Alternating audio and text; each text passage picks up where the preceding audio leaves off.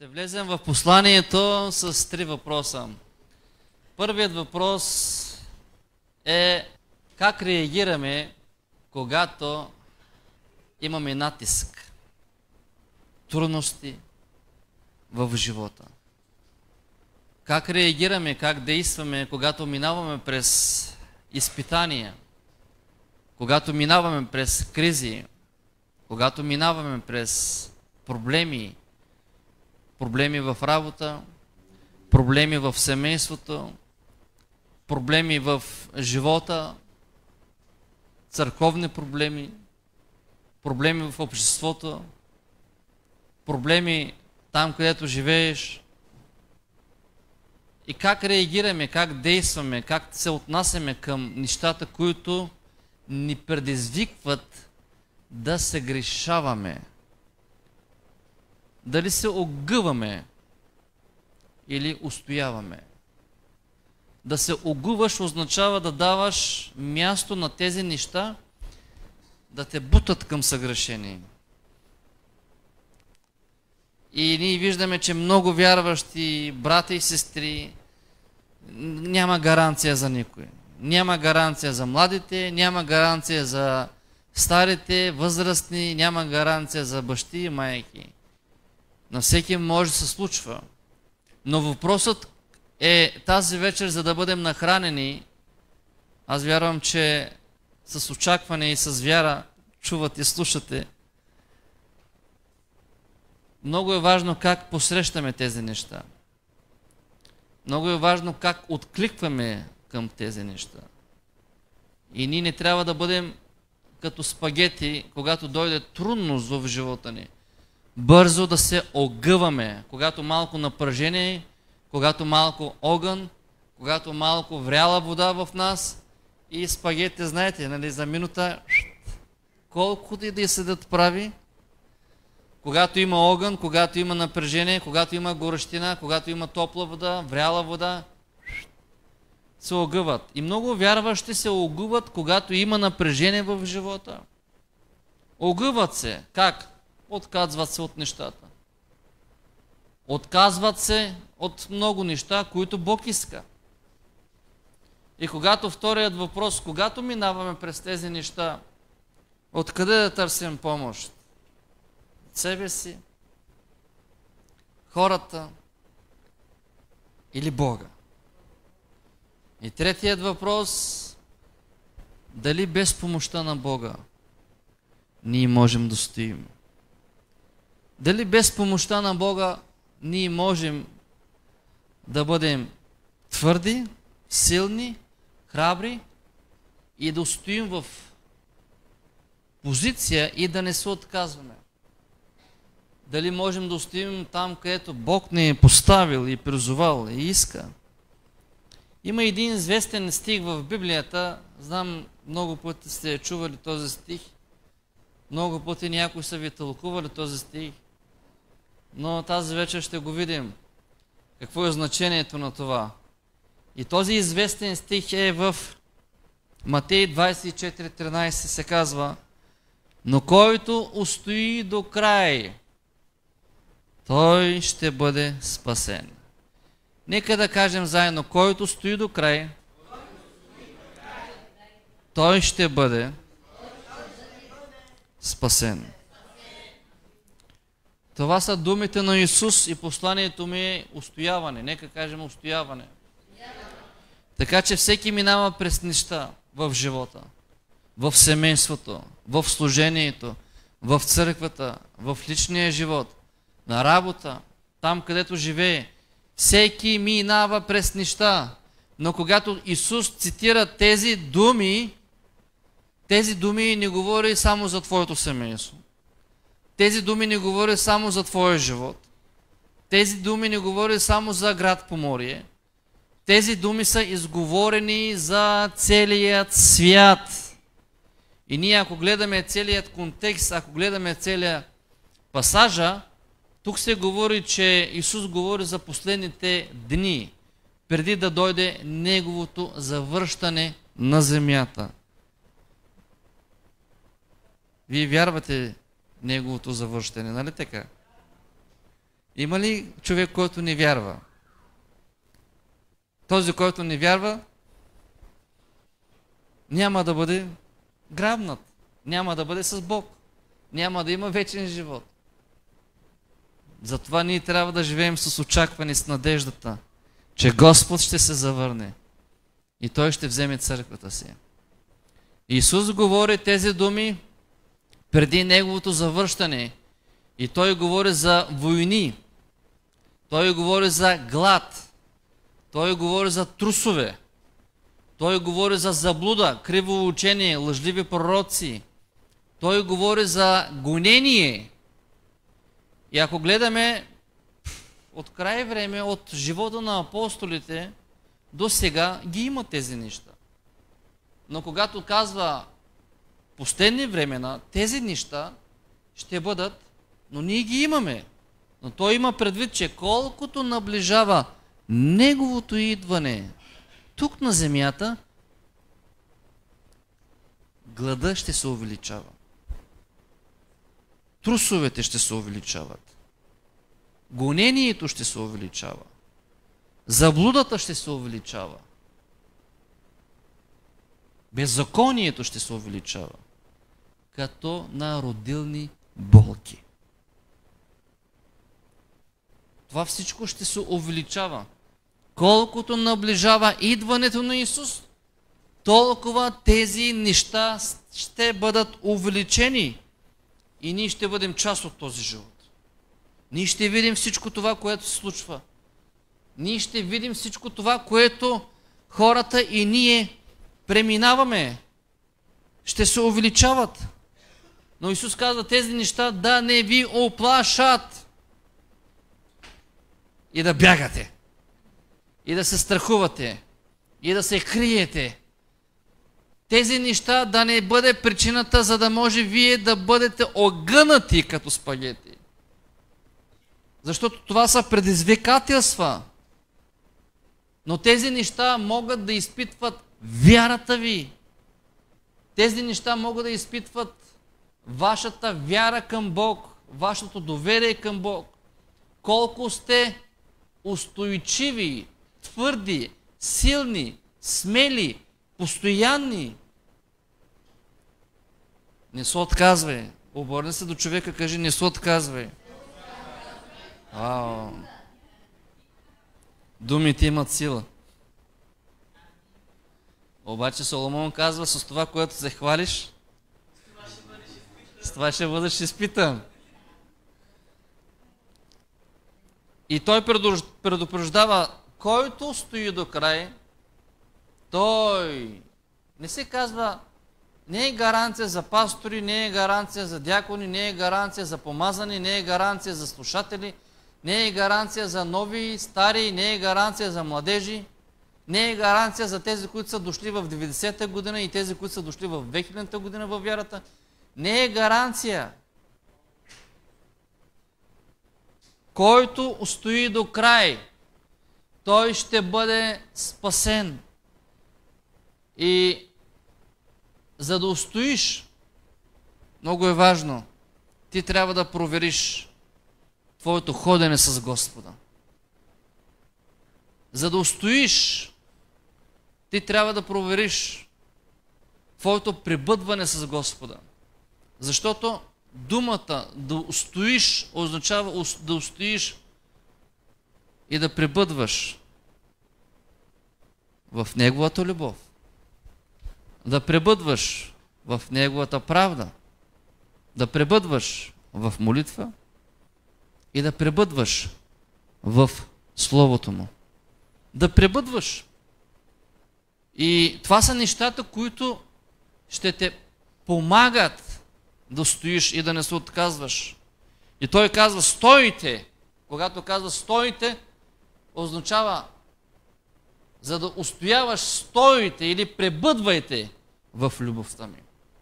Защо казвам в любовта? Той казва, стойте в святостта, в правдата ми. Защо казвам правдата? Стойте в Словото ми и стойте в молитва. И тези 4 неща ги има в този пасаж. И ние ще ги видим.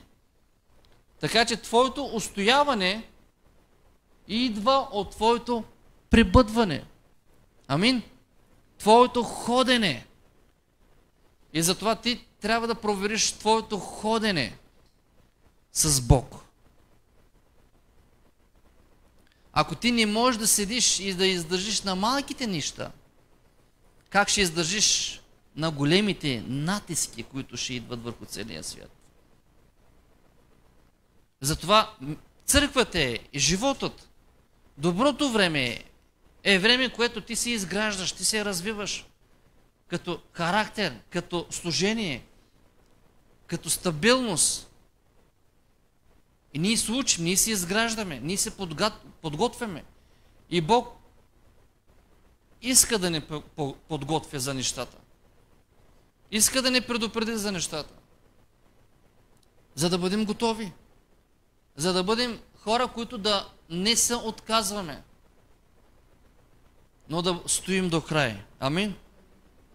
Да стоим до край с Господа. Да стоим в Неговата сила. Да стоим в Неговото Слово, в Неговата любов, в Неговата правда. Да стоим в молитва. И много е важно да провериш твоето ходене. И първото нещо, ние виждаме, че казва: стойте, пребъдвайте в правдата ми. Това може да се запишете: стойте и пребъдвайте в правдата ми.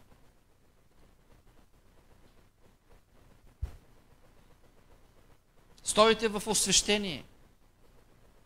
Стойте в святостта ми. Защо? Защото Исус казва, 12 стих: и понеже ще се умножи беззаконието.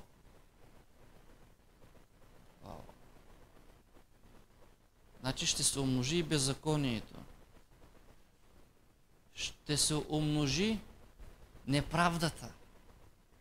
Егото ще се умножи, гордостта ще се умножи, лъжата ще се умножи, кражбите ще се умножават, проституцията ще се умножава, убийствата ще се умножава, корупцията ще се умножава, живот лишен без Бог ще се умножава, мерзостта ще се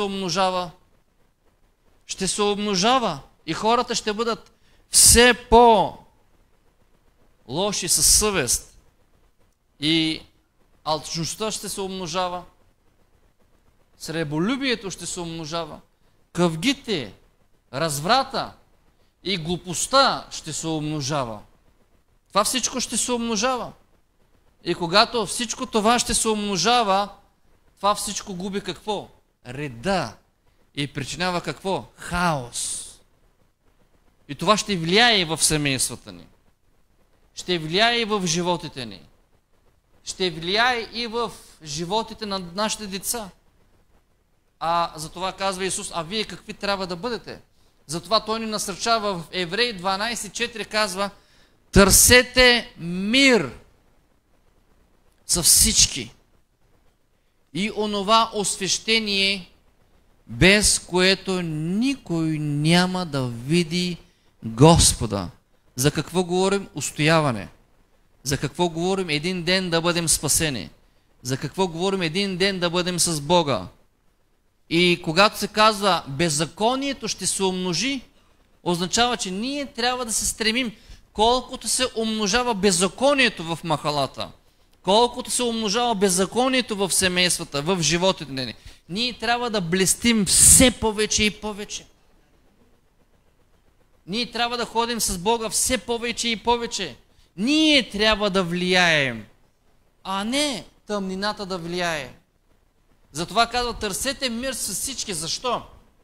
Мир е част от прошката. Мир е част от прошката, което е част от твоята святост и твоето посвещение и твоето ходене с Бога. Мир. Да имаш добро отношение с земните и да имаш добро отношение с небесния. Защо? Защото това касае и влияе на твоето спасение, на твоето освещение. Защо? Защото ти, ако нямаш добро отношение, добро взаимоотношение с човека и няма помирение, как ще се молиш? Как ще проповядваш за любов? Как ще проповядваш за святост? Как ще проповядваш за мир? Затова много е важно това, да търсим мир с всички хора. Затова Павел в посланието си казва, да не бъдем длъжни на никого с нищо, освен с любов. Вау! Знаете ли какво означава? Означава, че ние трябва да се плащаме сметките. Означава, че ние трябва да се плащаме нещата. И когато се казва да не, освен да бъдем длъжници с любов, знаете ли какво означава? Че единственото нещо, което аз дължа на теб, на всички вас, любов. Аз ти дължа любов. Ти дължиш на мен любов. Това казва. Аз дължа, ти дължиш. Търсете мир с всички, означава стремете се, друг превод казва. И онова освещение, вау! Това е много силно. Ние сме били осветени един път в началото със Святия Дух. Когато сме били новородени и докоснати, били сме осветени, били сме посетени от Святия Дух. И когато сме били посветени, осветени и докоснати от Святия Дух, това не означава, че всичко приключва. Утре, други ден, следващия ден, ти поемаш ангажимента, за да може да поддържаш отношението, взаимоотношението и посвещението в себе си. Амин. Господ ти изпратил помощник в твоя живот. Помощник Святия Дух, който ти помага да живееш божествен живот. Да живееш свят живот. И ти, когато Святия Дух е изпратен в моя живот, за да може да ми помогне, за да мога аз да живея посветен живот, означава, че аз винаги трябва да ходя в Неговото присъствие с молитвата да кажа: Господи, помогни ми да живея живота за Тебе. Помогни ми да бъда светлина. Помогни ми да бъда, Господи, сол. Помогни ми да бъда това, което Ти искаш. Търсете мир с всички. И онова освещение, вау, това е много, много силно, без което никой няма да види Господа. Ама ние сме тръгнали в пътя на Бога, за да може един ден да видим Господа. Ние сме тук, за да може един ден да видим Господа.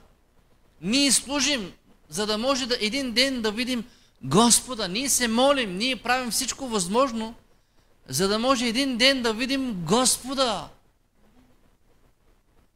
Но ако отпадаме от освещението, рискуваме спасението си. Затова Исус ни предупреждава: беззаконието ще се умножава. Колкото се умножава беззаконието, толкова повече ние трябва да стоим в правдата, в святостта, в чистотата на Бога.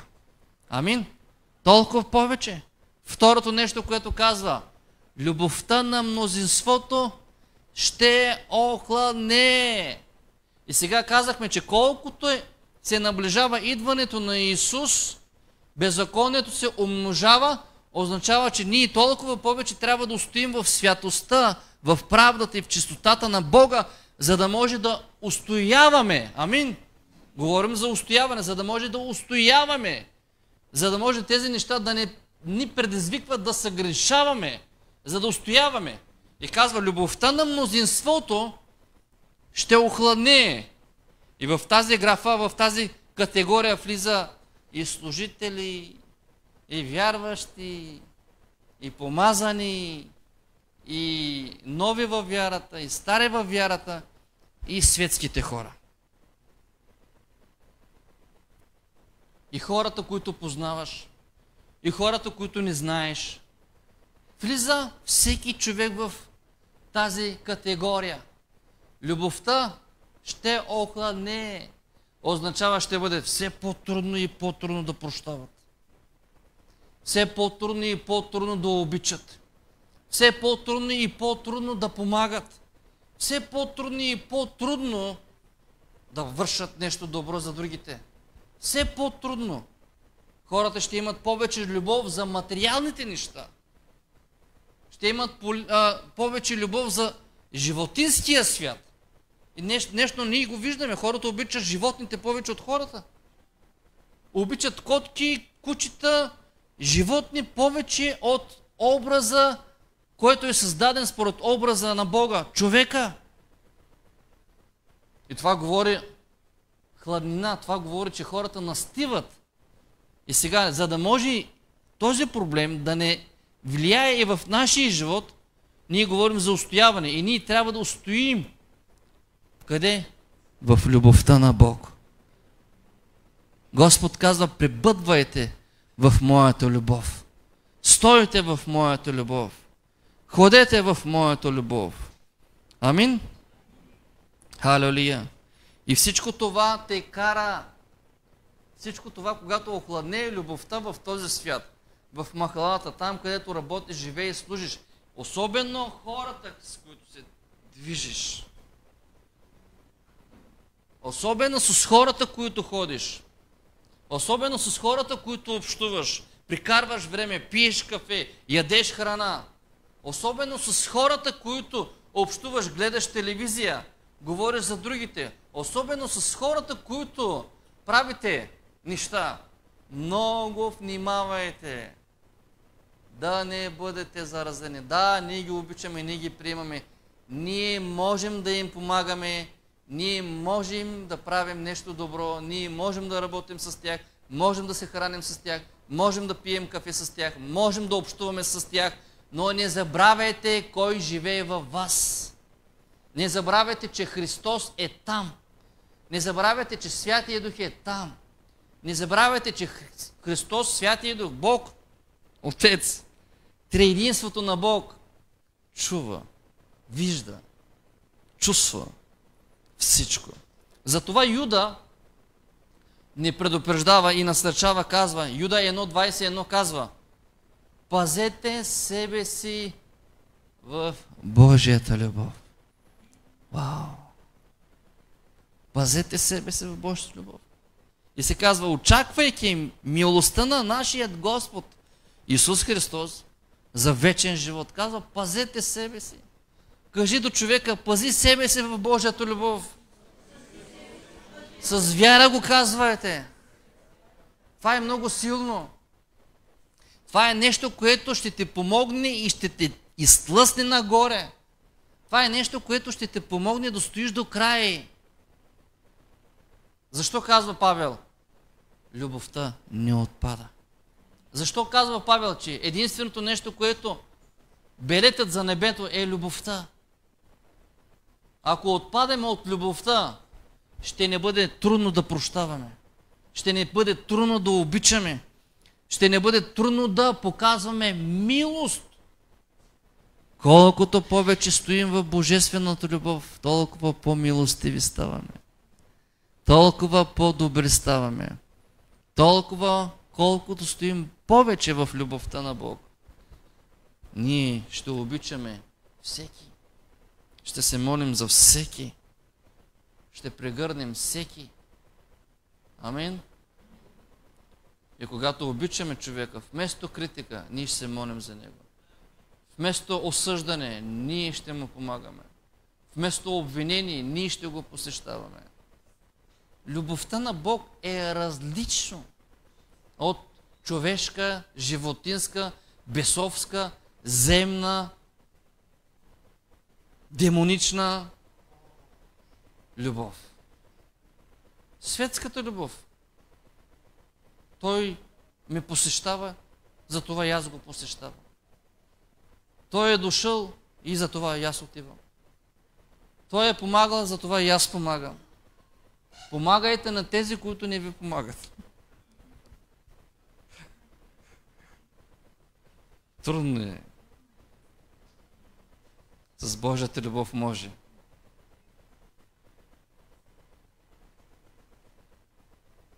На трето място, стойте, казва, в Словото ми. Амин.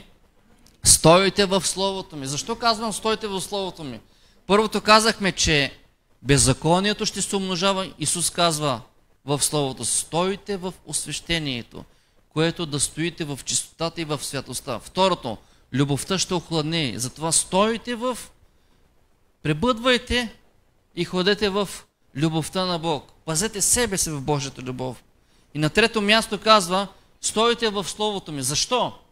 Защото в пасажа се казва, че заблудата ще се умножава. Коя е заблудата? Лъжепророците. Ние сме свикнали да живеем в заблуда. Хората са свикнали да живеят в заблуда. Заблуда е лишена от истина. И хората се чувстват добре да живеят в заблуда. Доволни са от заблудата. И те на заблудата казват, това е добре и това е истина. Но за да излезем от заблудата, ние не трябва да спираме да търсим истината. Аз мога да кажа от опит от живота си. В началото 2009, 2010 до 2013-2015 година ние бяхме с жена ми много заблудени. Много заблудени. Бяхме пияни на Нова година и говорим за Господа. Вярващи. Ходим на църква. Също времено проповядвах от време на време. Защо? Защото така бях изграден. Имах друго разбиране за пиенето. Имах друго разбиране за служението. Имах друго разбиране за спасението. Друго разбиране за Святия Дух. Друго разбиране за всяко нещо. Но аз можех да бъда доволен от това, което знаех. Да кажа, намерих точното. Но никога не съм спирал да търся все по-доброто и все по-чистото и по-реалното и по-оригиналното. Амин. И слава на Бога, Бог отвори очите ни. Слава на Бога, че Бог ни помага да разберем и да открием истината. Защото ако ние сме заблудени, ще заблудим и вас. Ако ние сме слепи, ще бъдете и вие слепи. И ако ние не знаем къде ходим, това означава, ще ви водим в ямата. Но ако ние знаем къде водим хората, имаме яснота, имаме чистота, имаме виждането, имаме истината. Словото е канара. Словото е Христос. Ние трябва да стоим в това Слово. Уповаваме, разчитаме, живеем, ходим, да стоим. Да стоим в Словото означава, знаете ли какво е? Когато минаваш през тези неща, трудности, които говорихме, да си спомниш, сега идва тук опасността малко, да се спомниш за нещата, които Бог ти е обещал. Сега Святия Дух нищо няма да ви говори, ако вие не сте чели. Святия Дух няма какво да ви насърчи, ако вие не сте чели. Святия Дух няма какво да ви окоружи, ако вие не сте чели. Святия Дух няма какво да ви мотивира и да ви окоружава, ако вие не сте чели Словото на Бога, което е автор Святия Дух. Когато вие четете и изучавате Словото, и когато идва време и минавате през тези трудни неща, гонение, лишение, заблуда, Святия Дух ще ви напомни за нещата, които сте чели. И ще дойдете на себе си. Но ако не сте чели, затова е много важно да изградим себе си. Амин. Да изградим, да обучаваме себе си 24/7. Когато се казва в Исус Навин 1:8, ден и нощ, Ден и нощ. Това е 24/7. Ден и нощ. Ден и нощ. Нека кажем ден и нощ.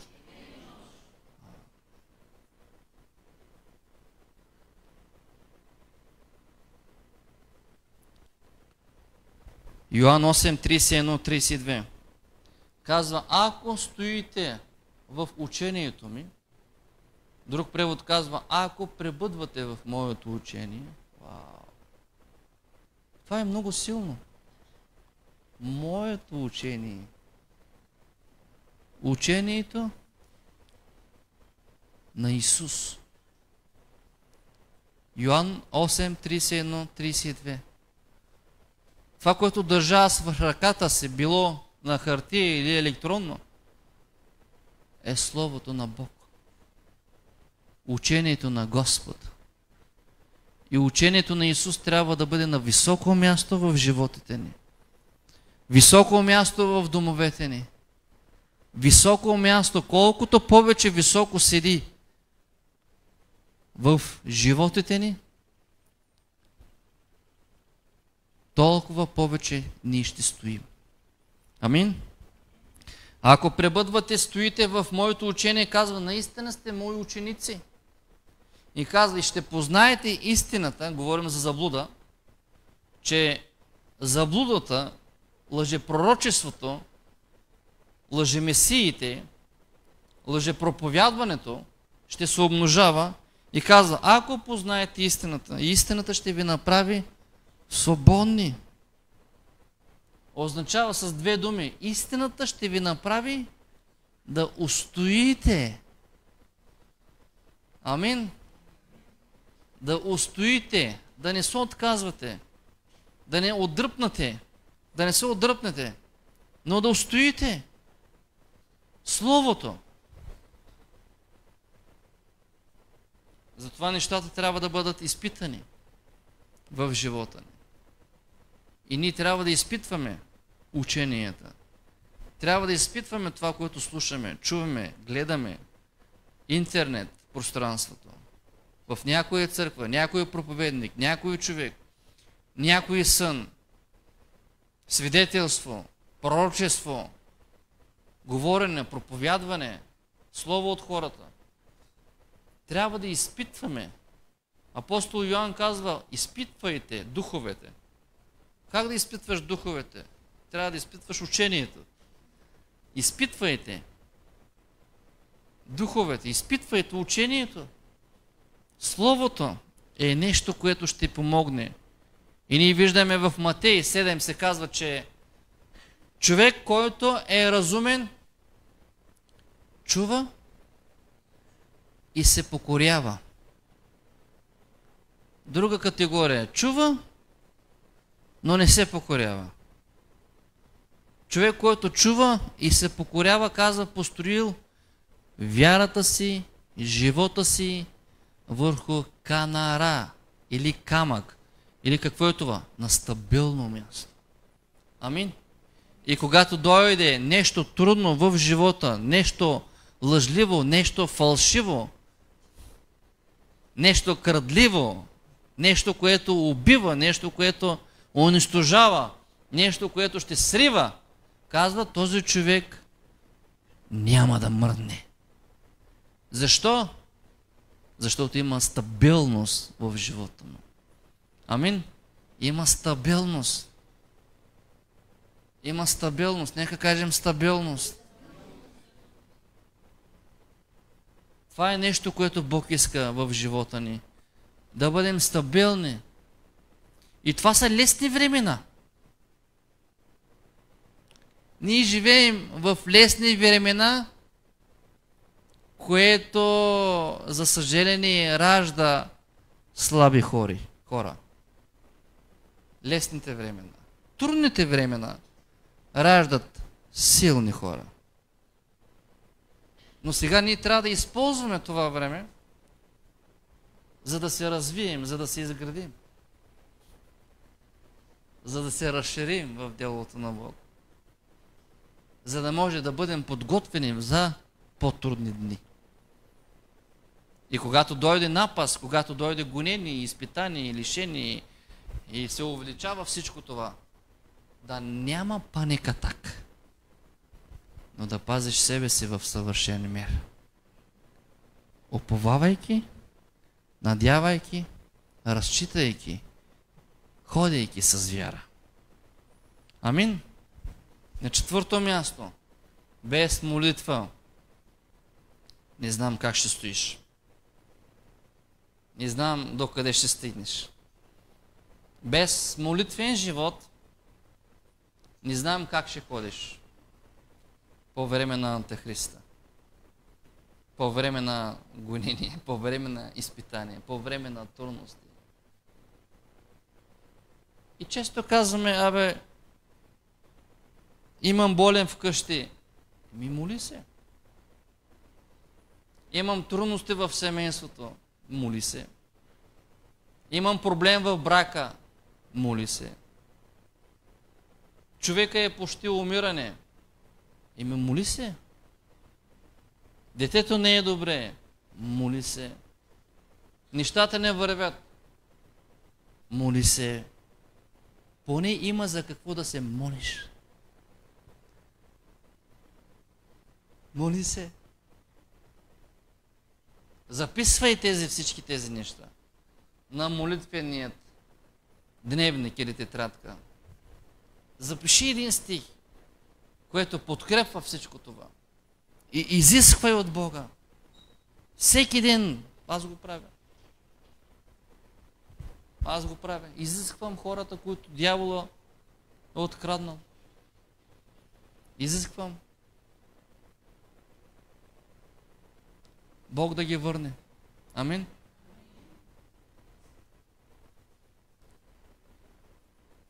Така че ние сме превърнали молитвата много сложна работа. То си много духовен човек. Моли се. Другия е плътски. Защо? Защото не знае да се моли. Защо не знае да се моли? Защото не му е обяснено, че молитвата не е религия. Молитвата е взаимоотношение. Не знаеш да се молиш. Ама можеш да говориш.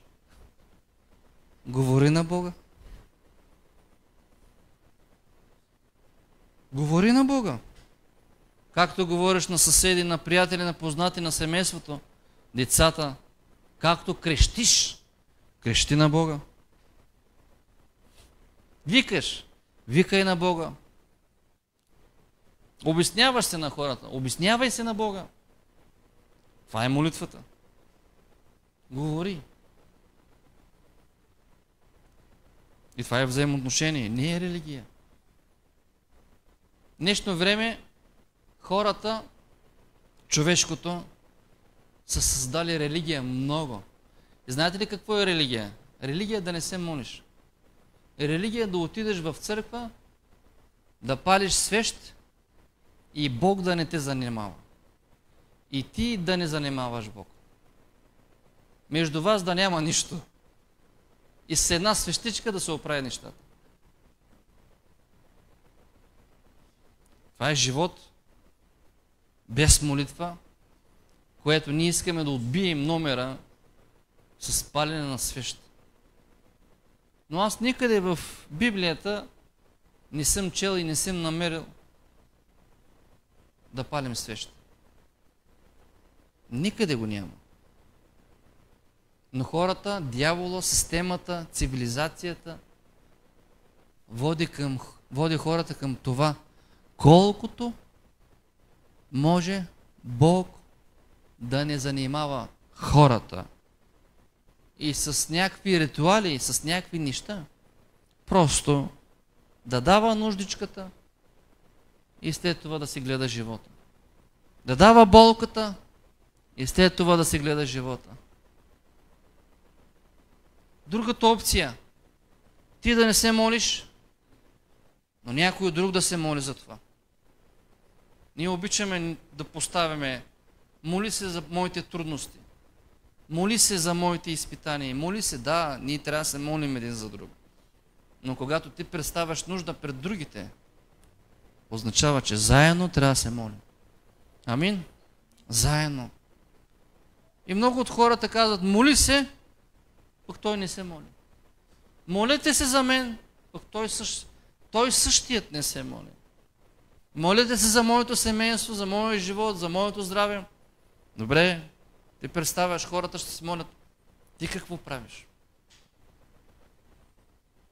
Казва 26:41 Матея. Бдете и се молете, за да не паднете в изкушение. Казва, какво казва? За да не паднете. Молитвата ни пази от падане. Виждате ли го това? Твоята молитва има сила.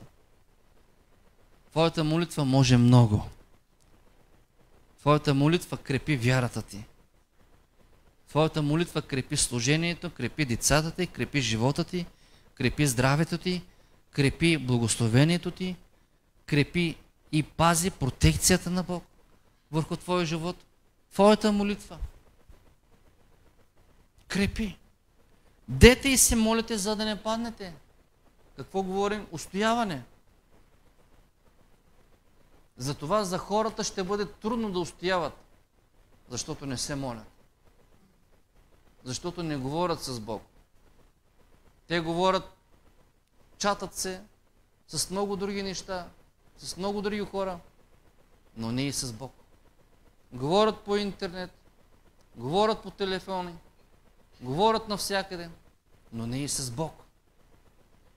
И Бог гледа сутрин 7 часа се събужда човека, 9 се събужда, 8 се събужда. И Бог с очакване, да видим, то ще се обърне ли сърцето си към мен, за да го благославя. Да видим този дали ще каже ли едно благодаря Господи. Да видим този дали ще представя децата си. Йов всеки ден, всяка сутрин Библията казва, всеки ден представяше своите деца пред Бога. Своето семейство. Йоан 15:5 казва, който пребъдва в мен, той дава много плод. Сега, когато казва, който пребъдва, казахме, който стои в мен, дава много плод. И сега тук плодът за това, което говорим, той дава устояване. Един от плодовете, които ще даваш в трудните моменти, е устояване. Да не се отказваш. Който пребъдва, дава много плод. Устояване. И казва, отделено от мен, не можете да сторите нищо. Означава, че на разстояние отделен, лишен от моята сила, лишен от моята благодат, лишен от моето помазание, лишен от моето присъствие, лишен живот от молитва, казва, не можете нищо. Не можете да стоите. Говорим за устояване. Който пребъдва, дава плод. И плодът за трудните моменти в живота е устояване. Отделен от него, казва, не можете да устоите. Не можете да правите нищо. Не можеш да носиш товара. Не можеш да носиш хората. Не можеш да носиш служението. Не можеш да носиш. Тежко ти е. Ще прегрееш, ще гръмнеш. Напрежение. За да носиш това напрежение, работа, семейство, къщи, служение и много други неща, ти трябва да стоиш в присъствието на Бога. Няма откъде да дойде силата, ако не е оттам. Само оттам идва благодатта. Само оттам идва помазанието. Само оттам. Амин, само оттам. Умножава се беззаконието. Тогава и светостта трябва да се умножава в живота ни. Умножава се хладнината в животите, в обществото. Тогава ние трябва да умножаваме себе си в любовта на Бога. Умножава се заблудата, фалшивото учение. Колкото повече се умножава, толкова повече трябва да издигаме учението и истинското Евангелие. Умножава се. Всичко това ние трябва да стоим в молитва. Амин. Ние трябва да стоим в молитва. И ако виждаш твоите брати и сестри, които не го правят, моли се за тях. Това, което Исус направи за Петър. Защото Исус знаеше през какво ще мине Петър. Изпит. Предателство. Защо? За да спаси кожата си. За да спаси живота си. И когато човек минава през трудни неща, пред него има избор. Дали да устои или да се отказва. Исус казва, аз се молих за тебе, Петре, да не ослабне твоята вяра.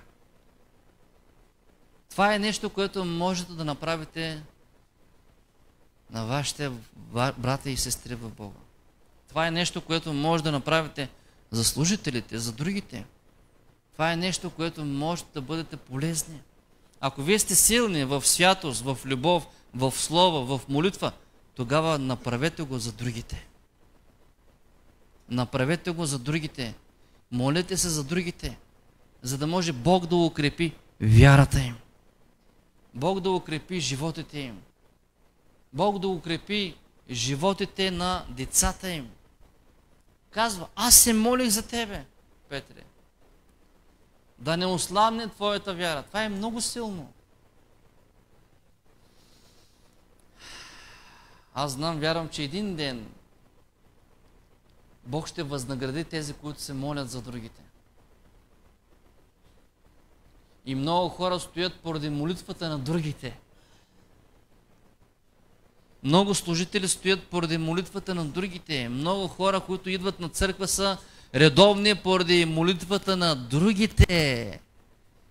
Някой се моли за вас.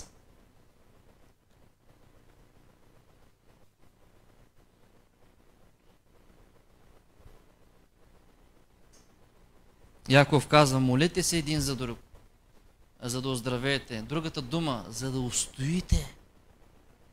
Вау. За да устоите. От какво да устоим?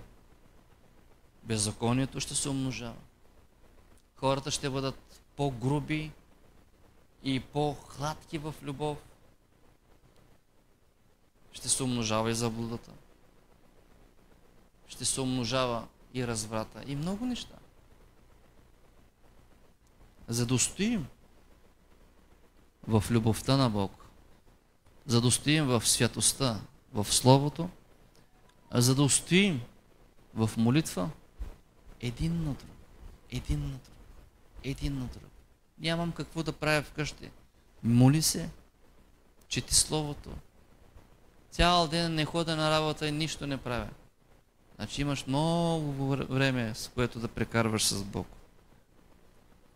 Много време, което да изграждаш себе си, да развиеш себе си.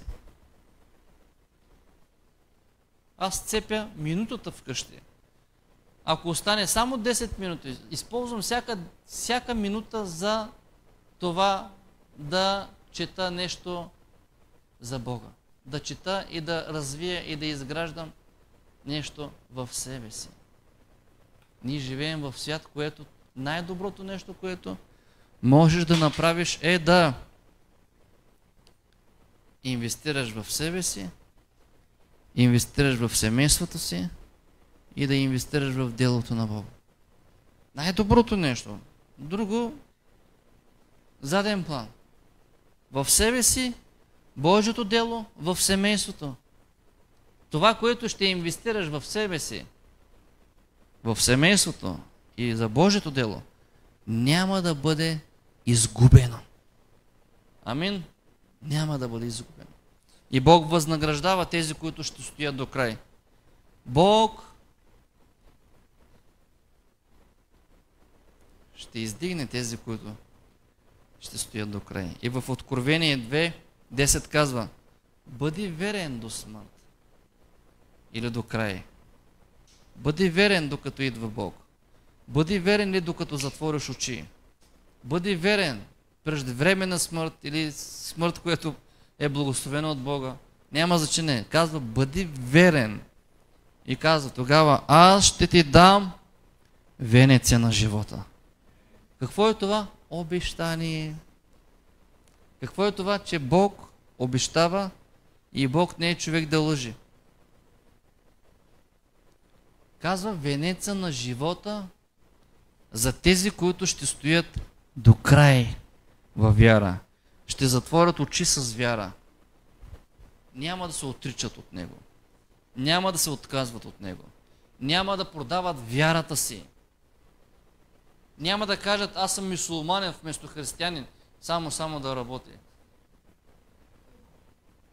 Няма да каже, аз не съм християнин, само да не го убият. Няма да каже, аз не съм вярващ, само да спаси кожата си. Както Петър, аз не бях с него. Не го знам, не го познавам. Вие бъркате. Защо?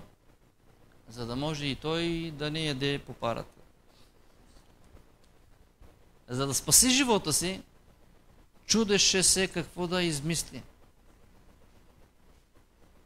Защо? Защото имаше натиск, имаше трудност, минаваше през тест на отказване или устояване. Затова без помощта на Бога ние не можем да устоим. Затова ние се нуждаем от Неговото Слово. Ние се нуждаем от Неговото присъствие. Ние се нуждаем да ходим с Него, да пребъдваме в Него. И аз ви предизвиквам, ако сте изгубили святостта, върнете святостта в живота си. Ако сте изгубили любовта на Бог, върнете любовта на Бог в живота си. Ако сте изгубили Словото на Бог, възстановете Словото на Бог в живота си. А ако сте изгубили молитвения живот, възстановете олтара, възстановете молитвения живот. Възстановете всички тези неща и ще видите живота по-стабилен, по-силен, по-способен, по-превъзходен. Амин.